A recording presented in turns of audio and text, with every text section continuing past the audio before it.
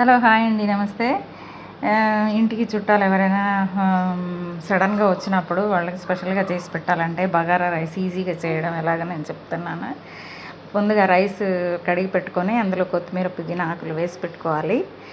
తర్వాత ఉల్లిపాయలు, పచ్చిమిరపకాయలు, లవంగాలు, చెక్క, పువ్వు, స్టార్ పువ్వు, ఇలాచీలు ఇవన్నీ కళాయిలో వేసుకొని కొంచెం నెయ్యి వేసుకొని నూనె వేసుకొని వేయించుకోవాలి.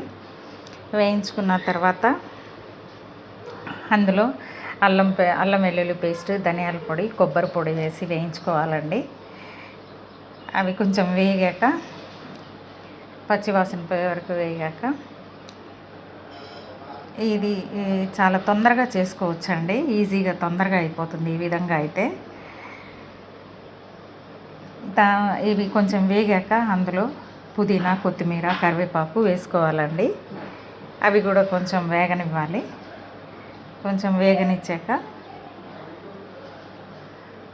పచ్చిమిరపకాయలు అలాగా వేసుకోవచ్చు, లేకపోతే కట్ చేసి కూడా వేసుకోవచ్చు. అలా కొంచెం అల్లం పేస్ట్, కొబ్బరి, ఇవి ధనియాల పొడి పచ్చివాసన పోయే వరకు కొంచెం వేయించుకొని